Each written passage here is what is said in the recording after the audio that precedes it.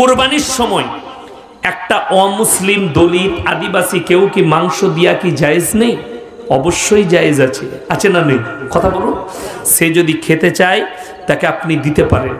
বর্তমান ভারতের পরিস্থিতিতে দেওয়াটা একদম পাপের কাজ।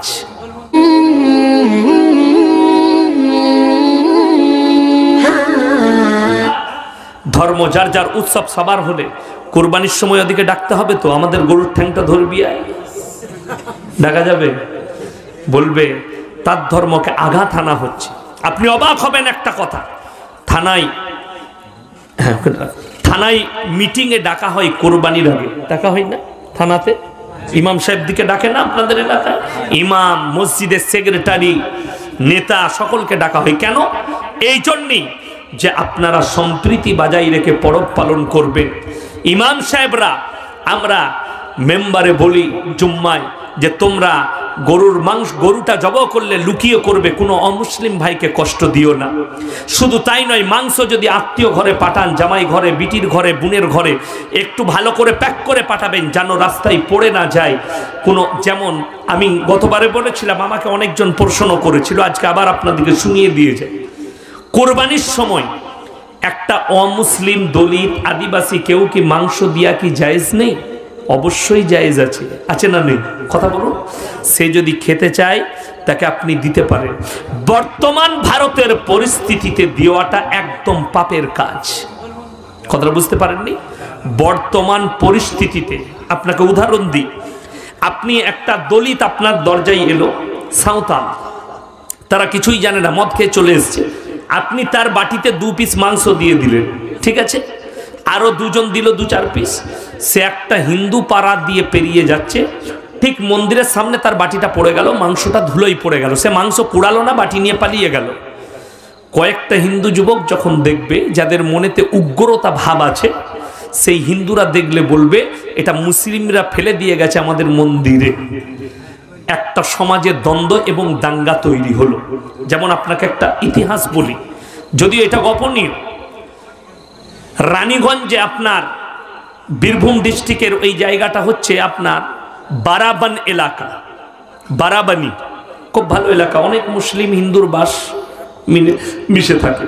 একটা মসজিদের ভেতরে কোনো শয়তান ব্যক্তি, কোনো অশুভ লোক রাতের বেলায় একটা শুয়োরের মাথাকে ফেলে দিয়ে চলে গেছে। ইমাম সাহেব বাবু তিনি যখন তাহাজ্জুদের সময় মসজিদে ঢুকেছেন, তখন দেখছেন শুয়োরের মাথা পড়ে আছে রক্ত মাখা।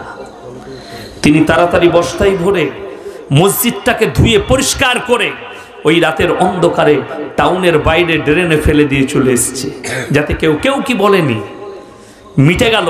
সে তো চাইছিল আমি সকালবেলায় মজা দেখব, তাতে সেই অশুভ লোকটা মুসলিমও হতে পারে, হিন্দুও হতে পারে, দলিতও হতে পারে, কিন্তু তার ইচ্ছা ছিল হিন্দু মুসলিমের মারামারি লাগিয়ে মজাটা দেখব।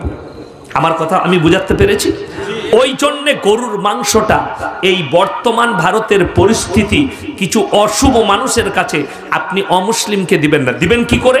যদি বলেন তাহলে তো তারা বঞ্চিত হয়ে যাবে। তারা যদি ইচ্ছা করে, আপনি সকালবেলায় গরু জব হয়ে গেলে তার প্রথম মাংস 2 কেজি, 4 কেজি, 5 কেজি একটা রান্নায় চাপিয়ে দেন। রান্না হয়ে গেল, যেই আসবে, বাবা তোমরা মাংস খাবে তো, 1 বাটি 2 পিস 4 পিস দাও বাবু, কাগজের প্লেট রাখবেন, বসে খাও, চলে যাও। কথাটা বুঝে এসছে? খাও, অসুবিধা নাই, রান্না করে দিয়েছে, খাও। দ্বিতীয় নম্বর, আপনি কোরবানিটা এত ভালো ইবাদত, ওই মাংসটা আপনি দলিতের হাতে দিলেন, সে বাড়িতে গিয়ে রান্না করে সেটা দিয়ে মদ পান করছে। কথাটা বুঝে এসছে না? আসেনি? আপনার হালাল মাংস দিয়ে আপনি একটা অমুসলিম ভাই, আমাদের দেশে বহু মানুষ দিয়ে দেয়, আমি আমার গ্রামে বলি, আমার এলাকায় বলি যে এটা করবেন না, তাদেরকে রান্না করে খাইয়ে দেন, যদি তার রুচি হয় খাওয়াতে পারেন। আমাদের দেশে কত হিন্দু ভাই মাংস খায় না? খাই না? বহুজন খায়, আমি নাম করবো না, খায় যাদের রুচি আছে।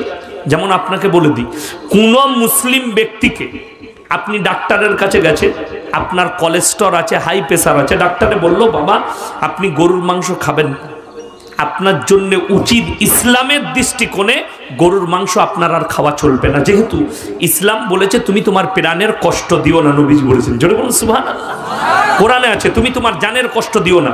আপনি গরুর মাংস খেলে আপনার প্রাণে আপনার জানের কষ্ট হবে। ইসলাম সবসময় সেফটি দিয়েছে। ইসলাম ইজ দ্য সেফটি।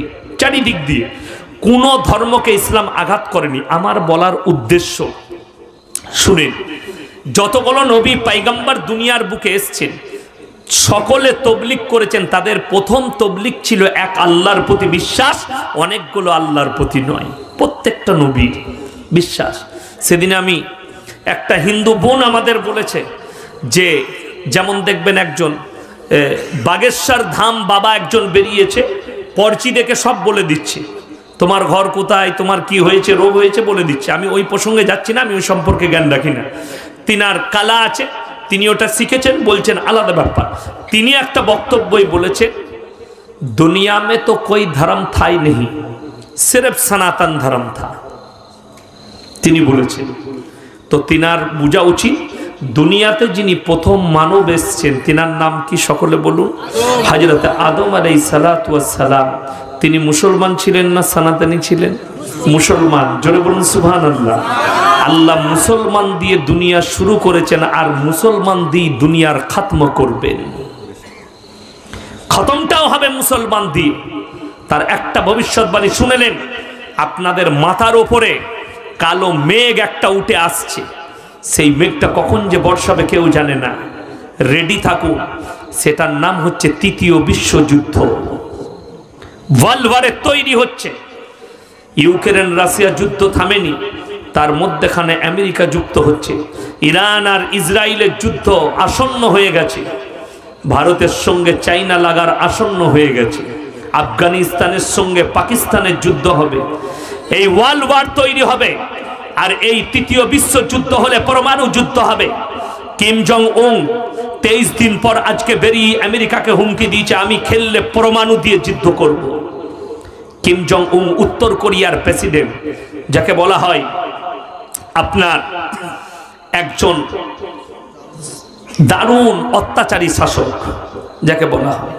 তবে একটা কথা বলি, আজকে পৃথিবীর মানুষ বুঝতে পারছে, হিটলারকে অনেকজন বলেছিল ইহুদিদিকে হত্যা করেছে। হিটলার ইহুদিদিকে হত্যা করেছিল না করেনি? আপনাদের কাছে কি জানি না, আমার কাছে একদম ঠিক করেছিল যেটা করেছিল। হিটলার বলে গিয়েছিল, শোনো, কিছু ইহুদি ছেড়ে যাচ্ছি যাতে তোমরা মনে করো আমাকে মনে করবে আমি ঠিক করেছিলাম না ভুল করেছিলাম। ইসরায়েলকে দেখে আজকে মনে হচ্ছে ঠিক করেছিল। কথাটা বুঝতে পারেননি? ইসরায়েল বলে পৃথিবীতে কোনো দেশ ছিল না, দয়া করে ফিলিস্তিন থাকতে দিয়েছে। আচ্ছা তোমাদেরকে মারছে, তাহলে এখানে বসবাস করো, থাকো। আপনাদেরকে বুঝিয়ে দিই, আমাদের দেশে অনেক মুসলমান আছে, আগে বাংলাদেশ থেকে এসছে, কেউ পাকিস্তান থেকে চলে এসছে, কিংবা দলিত আপনার বাড়িতে কাজ করতো। বড় লোক আপনার 150 বিঘে 200 বিঘে জমি, বলেছে দাদা আমার বাড়ি নেই, ঘর নেই, ছেলেপেলে নিয়ে কোথায় থাকবো, একটু জায়গা দিন না। বলে ওই আমার ওই জমির কোণেতে ঘর করে নিগা, যা 2 কাঠা নিয়ে। ঠিক বলছি না ভুল বলছি? সেই জায়গা তার হয়ে গেছে দখলদারি। এরকম বহু আমাদের দেশের হিন্দু ভাইরাও দিয়েছে, মুসলিমরাও দিয়েছে না দেয়নি? আপনারা অবাক হবেন, অনেক হিন্দু ভাই এরকমও আছে যে এটা আমি মুসলিম দিকে দিয়ে দিলাম, তোমরা নিয়ে নাও গা পুকুর। অনেক হিন্দু ভাই আছে, এই জমিটা আমি অমুক মাদ্রাসায় দিয়ে দিলাম, নিয়ে নাও গা, দিয়েছে। অনেক মুসলিমরাও দিয়েছে, নিয়ে নাও, ওখানে ঘর করো গা। এইভাবে আমাদের দেশে মিল মহব্বত ছিল। ওই রকম ভাবে ইসরায়েল ফিলিস্তিন দয়া করে ইহুদিদিকে বাস করতে দিয়েছে, আজকে তারা ফুড়া হয়ে দাঁড়িয়ে গেছে। ওই জন্য হিটলারের কথা মনে পড়ছে। মুসলমান আপনাদিকে বলে দিই, পৃথিবীতে তোমার জন্য সব থেকে দামি পার্টি হচ্ছে নামাজের পার্টি। জোরে বলুন সুবহানাল্লাহ। তার থেকে ভালো পার্টি কিছুই নেই। আপনারা জানেন রাষ্ট্রসংঘের সকলে চুপচাপ বসেছিল, আর মায়ানমারের শিশুদিকে নির্মূলভাবে হত্যা করেছে রাষ্ট্রসংঘ চুপচাপ, কথা বলিনি।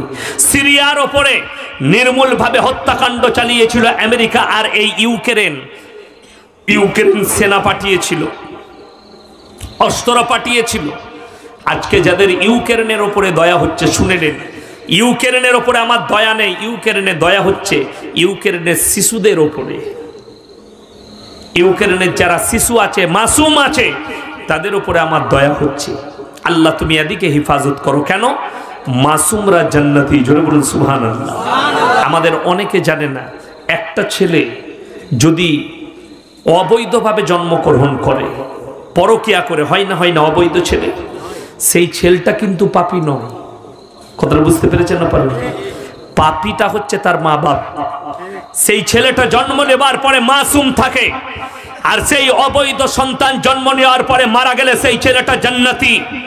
লেখেলেন, একটা ছেলে যদি হিন্দু ঘরে জন্মগ্রহণ করে, দলিত ঘরে হোক, আদিবাসী ঘরে হোক, যে বাড়িতেই হোক, যখন জন্মগ্রহণ করে সে মাসুম, সেই ছেলেটা জান্নাতি। যেহেতু সে দুনিয়ার কিছুই জানে না, সে শুধু জানে তার আল্লাহকে তার আল্লাহ পাঠিয়েছে। জোরে বলুন সুবহানাল্লাহ।